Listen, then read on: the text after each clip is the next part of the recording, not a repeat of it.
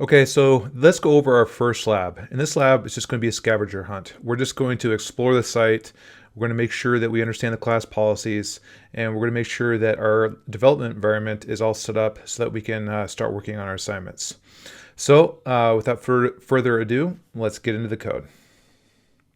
Okay, so once you have cloned the repository from the GitHub Classrooms link on the main course page, you should be eventually make it over to the GitHub website where your repository will live.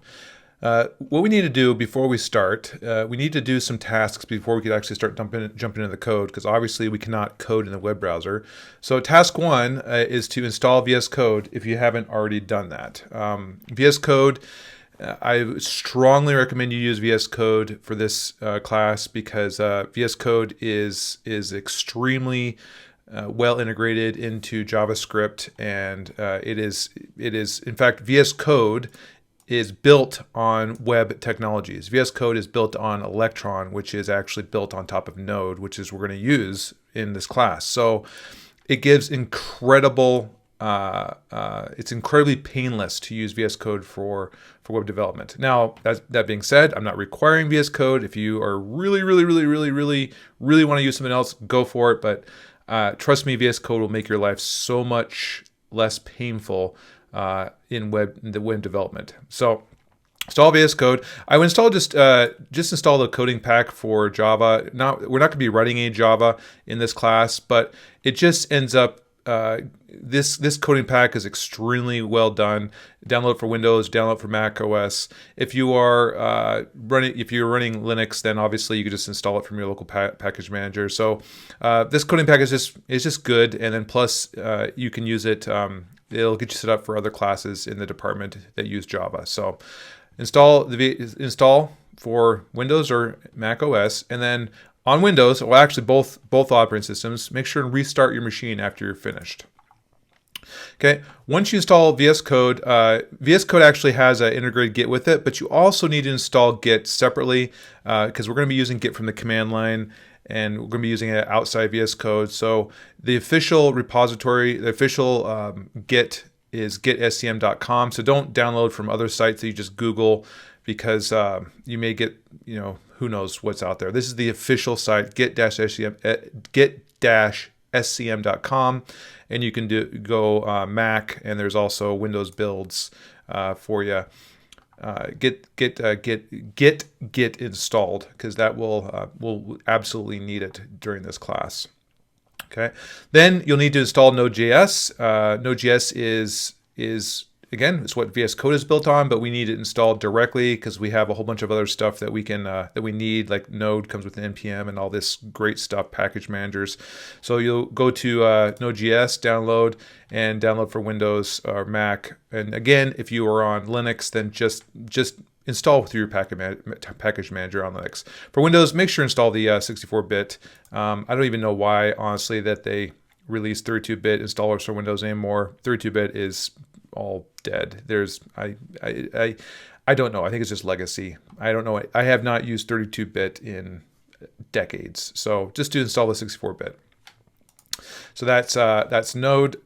Okay. Then once you do that, we need to actually clone the website. So let's go ahead and we need to clone it down to our local machine. So let's go ahead and just we'll put that over here. Let's open up VS Code. So VS Code should open up. Now, when you first open it up, it's obviously not going to look like mine because mine has been customized quite a bit. I'm going to open up the extensions library here so you can see what I have in case you want to make it look like mine. Obviously, I do a lot of C++ coding, so I got C++, I got C#, I got CMake. That's all for C++. CMake tools, again, for that's C++. I got a really cool code spell checker here that helps me because I can't write code I can't spell to save my life. So that's a pretty slick plugin right there. The debugger for Java, extension pack for Java, that all comes from the extension pack, so you should already have that. Use Docker every once in a while. I haven't used Docker in a while, but it's there.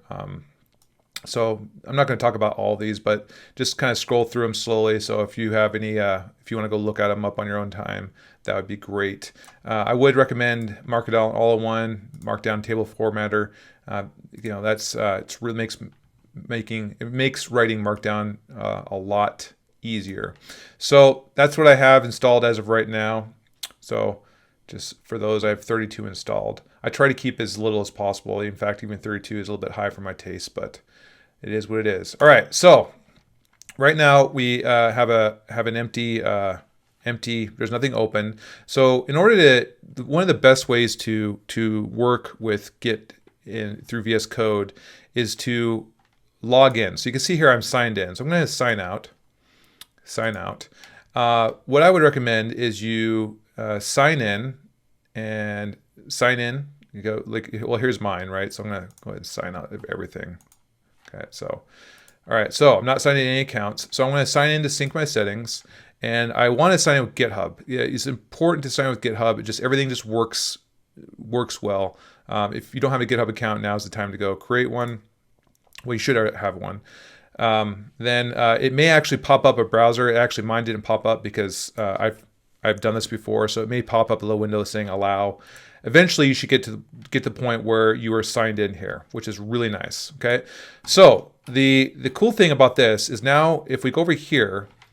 With GitHub has a very structured URL system. So if I go here and I copy this URL, right? So basically, or this part of the URL. So everything after, github.com, this part right here, okay, if I copy that and save it, because that's obviously don't copy what's on my video. You need to copy what's on, your personal repository, which is going to be a little bit different.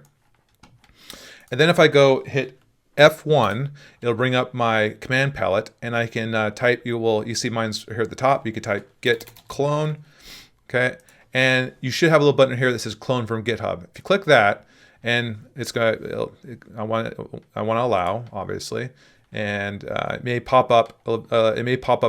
Another window in your browser. And so now what I can do is I can clone directly from GitHub. You can see here where it's already kind of seeing all of the repositories I have access to, which are quite a few, right? So, but what I want to do is I just want to I'm going to paste in what I copied before. So if you look, you notice right here, okay, so Shane P-web lesson02, Shane P-web lesson02, you can see that's the URL. You can see that it actually detected the repository. So now I can go in and I'm going to just, I'm going to put it here. I already have a folder called GitHub. I'm going to put all my stuff in GitHub Classroom. I'm going to say select repository location, and it should clone it. A little pop-up. I'll hit open. Now, I have had a few bugs with this button right here where it says you want to open the clone, and it actually didn't work. So you might want to click open a new window, or just try it again. There was a bug in a few versions ago that failed. So now I have it. I have this cloned locally, right? So I can actually look here where I can see, okay, here's my git ignore, hello, all this stuff. It's the same things. Now I can also right click on any of these files, okay, and I can go reveal in Finder, and Windows it'll probably say reveal in Explorer. I can hit that, and it'll actually show me exactly where I cloned it, right? You can see here's where I cloned it, right? So just to confirm that it is on my local hard drive. Okay, so now in the README, which is the same README that we were reading before in GitHub, one cool thing about VS Code is I can actually click this little button right here. Oops, there we go. And I can actually have VS Code render my README, so it's nice, right? So I can actually, right? So I can read it similar to how it is on GitHub. That's a handy thing. So we did task 1, 2, and 3, and so and now we need to do task 4 and 5. So task 3, let's go ahead and actually run Node.js, assuming it's already installed, right? So again, I can hit F1. Well, if I have this, hit F1, I can say terminal, create new terminal right there, and it should open up a terminal. And now I'm in my directory, and I could just do what it says right here. I could say node, just to test, right? Node hello.js. And there you go. So everything seems to be working. We're good to go. So now we can go through and do the final one, which is scavenger hunt. Now, scavenger hunt is just for us to make sure that we know, understand the course, because I really want everybody to be successful. And one of the biggest things that causes not success is missing assignments or just not being aware of what's going on. So in fact, I'm actually going to parents here. I'm going to do, there we go. I'm going to make this a little bit bigger. There we go.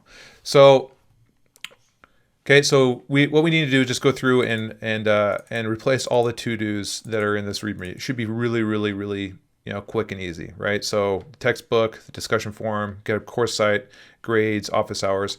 All of this is on the course website, which you just came from right here. See, so you can see here it's almost a mirror layout, right? So textbook, discussion forum, get a course site, grades, official office hours. All you gotta do is copy the URL. So for example, if I click on the textbook, it'll take me to the textbook, right? And there it is. So that's all we gotta do. And then go through the, again, in the documents, right? So we got documents right here. And we got the syllabus stuff, right? We want to know the total number of points. You got to find the total number of points. Late work can be submitted to due days. Now, the syllabus is actually on the home page, right? So if you click on the home page, this whole thing here is the syllabus, right? So this whole, we got the homework, we got the college description, we got the grading policy, institutional policies. All the policies are right here. So let's go through and find those. Okay, and then here is due dates and points. We just got to go through all of the homework that's listed in the syllabus, and you can see here that these are actually I have some highlighting here. Lesson title, points, due date. That's because of the plugins that I have that I already showed you, right? So these markdown plugins make it really, really nice that allow me to do stuff. Okay, so I can go through and I could just go to the website, right? And I can start just working on this. So we got, reading homework chapter 1, and it's due 8/31. So I just go, that was lesson 3, right? At lesson 3. So you can see right here, lesson 3. Okay, lesson 3, click on that. And then points is going to be 20. And then due date is going to be 8/31. And actually, I'll just copy this. I'm just going to do this right there, like I just copy that. That would make it easier. Boom. And then I can actually do this and do format. You can see everything formats all nice, right? So if I hit save, there we go. So that is this scavenger hunt. Now let's go over the final, right? The final thing we got to do is once we finish the let's go render this. Oh, it's already previewed over here. Right there, preview. Whoop, that's not the right one. Let's go close this, open the README, click preview. There we go. So once we finish the scavenger hunt, I want to add, commit, push your code. So this is how I grade it. If you don't add, commit, and push, I do not see it. So on VS Code, I can go over here. I can hit stage this change. Then I need to commit. Okay, I'll just say, finished, finished lab. Then I hit checkbox, and then I need to sync the changes, right? And I sync the changes, and that should go back to GitHub.